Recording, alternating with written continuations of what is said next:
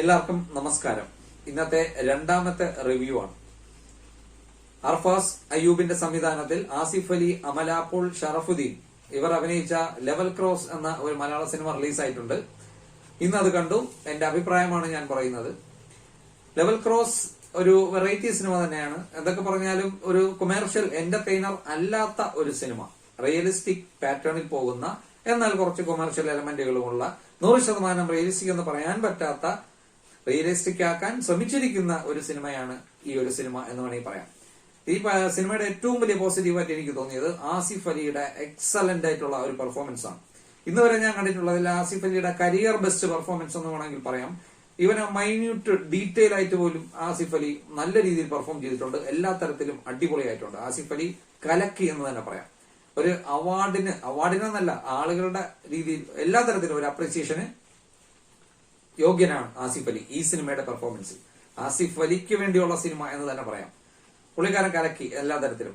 പിന്നെ അമല പോൾ ആണ് അടുത്ത കഥാപാത്രം. അമല പോളിൽ നിന്ന് അപ്രതീക്ഷിതമായ ഒന്നും പ്രതീക്ഷിക്കേണ്ട. നമ്മൾ വിചാരിക്കുന്ന അമല പോൾ തന്നെയാണ്. അതിൽ ചില ഭാഗത്തൊക്കെ പുള്ളിക്കാരൻ നല്ല ഒന്നാം തരത്തിൽ കുളമാക്കിയിട്ടുണ്ട്, ചില ഭാഗത്ത് കുഴപ്പമില്ല. ഡയലോഗൊക്കെ വളരെ നൈസായിട്ട് പെർഫോം ചെയ്യുന്നുണ്ട്. ഓവർ ആക്ടിങ് അങ്ങനെയുള്ള പരിപാടികളൊന്നുമില്ല. പിന്നെ കരയുന്ന കാര്യം, പുള്ളിക്കാരിക്ക് കരയാനൊന്നും അറിയില്ല. കണ്ണീരൊക്കെ ഇങ്ങനെ ഒഴുക്കി വിട്ടാലേ പോവുള്ളൂ. പിന്നെ ഷറഫുദ്ദീൻ പുള്ളിക്കാരൻ നല്ലോണം ചെയ്തിട്ടുണ്ട്. പക്ഷെ അതിനേക്കാൾ നന്നായിട്ട് ചെയ്യാൻ വേറെ ആളുകൾ ഉണ്ട്.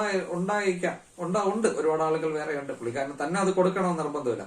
ഈ 3 പേരെ ആ സിനിമയിലുള്ളൂ. അതാണ് സത്യം. വെറും 3 പേരാണ്. പ്രധാന കഥാപാത്രമൊന്നല്ല, 3 പേർ മാത്രമേ ആ സിനിമയിലുള്ളൂ. പിന്നെ ഇടയ്ക്ക് ഒരു പെൺകുട്ടിയുടെ മുഖം എന്തോ ഇങ്ങനെ സെക്കൻഡുകൾ കൊണ്ടെന്തോ കാണിച്ചതായിട്ട് ഒരു ഓർമ്മ ഇന്ത്യയിലുണ്ട്. 1-2 പേരുടെ ഫേസ്. അല്ലാതെ ഈ 3 പേർ വെച്ചിട്ടാണ് ഈ 2 മണിക്കൂർ സിനിമ ഓടുന്നത്. അതുകൊണ്ട് തന്നെ ഒരുപാട് വലിയ വലിയ സംഭവ വികാസങ്ങളൊന്നും ഇല്ലാത്തത് കൊണ്ട് ഈ 3 പേരുടെ മുഖം, അല്ലെങ്കിൽ പ്രധാനമായും 2 പേർ, നമ്മൾ ആസിഫ് അലി, അമല പോൾ, ഇവരുടെ മുഖം കണ്ട് നല്ല ബോറടി ഫീൽ ചെയ്തു. ഏതാണ്ട് 2 മണിക്കൂറാണെങ്കിൽ പോലും ഒരുപാട് ഭാഗങ്ങളിൽ നല്ല രീതിയിൽ ബോറടി ഫീൽ ചെയ്തു. കാരണം കഥ വളരെ പതുക്കെയാണ് മൂവ് ചെയ്യുന്നത്. സംഭവങ്ങൾക്ക് വളരെ കുറവാണ്. കൊച്ചു സംഭവങ്ങൾ, സാധാരണ സംഭവങ്ങൾ ഇങ്ങനെ പതുക്കെ ഡയലോഗൊക്കെ സ്ലോയിൽ പറഞ്ഞ് ഒരുപാട് BGM ഒന്നും അങ്ങനെയൊന്നുമില്ല. വളരെ സൈലന്റ് ഫിലിമാണ്. അപ്പോൾ അങ്ങനെ കണ്ട് ചില ഭാഗത്തൊക്കെ ബോറടിച്ചു. ഈ സിനിമ എന്തിനാണ് എടുത്തത് എന്ന് പറഞ്ഞാൽ ഇതിന്റെ ക്ലൈമാക്സ് തന്നെയാണ്. ഇതിന്റെ ക്ലൈമാക്സിലാണ് എന്തെങ്കിലും കണ്ടന്റ് ഉള്ളത്. ഡയറക്ടർ ക്ലൈമാക്സിൽ എത്തിച്ചേരാൻ വേണ്ടിയുള്ള ഒരു പ്രയാണമായിരുന്നു ഈ 2 മണിക്കൂർ. ക്ലൈമാക്സിൽ നമുക്കതൊരു സൈക്കോളജിക്കൽ ത്രില്ലർ ആയിട്ട് മാറും സിനിമ. അപ്പോ ആ സൈക്കോളജിക്കൽ ത്രില്ലർ ഫാക്ടർ എങ്ങനെയുണ്ടെന്ന് ചോദിച്ചാൽ അതും അത്ര കിടിലമായി മാറിയില്ല. നമ്മൾ ഹോളിവുഡിലൊക്കെ എവിടെയോ കണ്ട കുറെ കാര്യങ്ങളായിട്ട് ഫീൽ ചെയ്യും. എങ്കിലും കുഴപ്പമില്ല എന്ന് തന്നെ പറയാം. മോശം ആക്കിയിട്ടില്ല. പക്ഷെ ഇതിൽ ഏറ്റവും വലിയ ഡിഫക്ട്, ഒരിക്കലും 100% ഈ കഥ മനസ്സിലാക്കിയിട്ട് ഒരു കാണുന്ന ആരും തന്നെ തിയേറ്ററിനുള്ളിൽ നിന്ന് പുറത്തേക്ക് ഇറങ്ങാൻ ചാൻസ് ഇല്ല. എല്ലാരും തല പുകഞ്ഞ് പുണ്ണായി കിളി പോയി തന്നെ മിക്കവാറും പുറത്തിറങ്ങാൻ ചാൻസ്.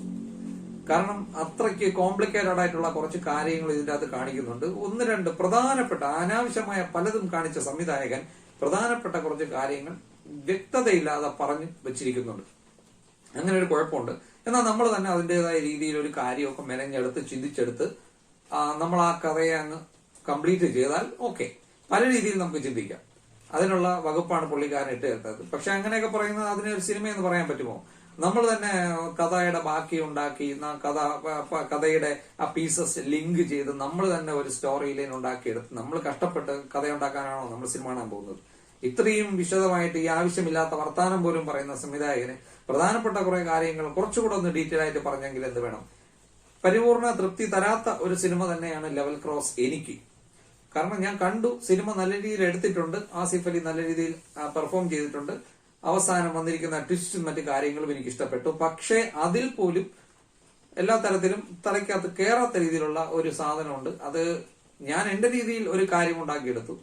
എന്റെ കൂടെ വന്ന ആൾ അദ്ദേഹത്തിന്റെ രീതിയിൽ ഒരു കാര്യം ഉണ്ടാക്കിയെടുത്തു. അത്രയേ ഉള്ളൂ. അല്ലാതെ സംവിധായകൻ വ്യക്തതയോടെ ഒന്നും പറഞ്ഞു തരുന്നില്ല. കൊള്ളാം, സിനിമ കൊള്ളാം. എന്നാൽ ഒരു എക്സ്ട്രാ ഓർഡിനറി ഫിലിം അല്ല, വെരി ഗുഡ് അല്ല, അല്ലെങ്കിൽ ബിലോ ആവറേജോ അല്ല.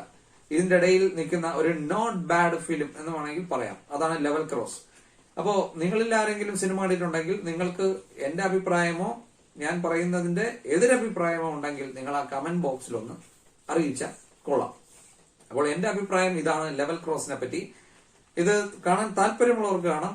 പരിപൂർണ്ണ തൃപ്തി തരുന്ന ഒരു സിനിമയല്ല, ഒരു കൊമേഴ്ഷ്യൽ എന്റർടൈനർ അല്ല. അതും കൂടെ മനസ്സിൽ വെച്ച് സ്ലോ ആയിട്ട് മൂവ് ചെയ്യുന്ന ഒരു സിനിമയാണ്. ആ രീതിയിൽ മനസ്സിൽ വെച്ച് കണ്ടാൽ കുഴപ്പമില്ലാത്ത ഒരു അനുഭവമായിരിക്കും എന്ന് എനിക്ക് തോന്നുന്നു.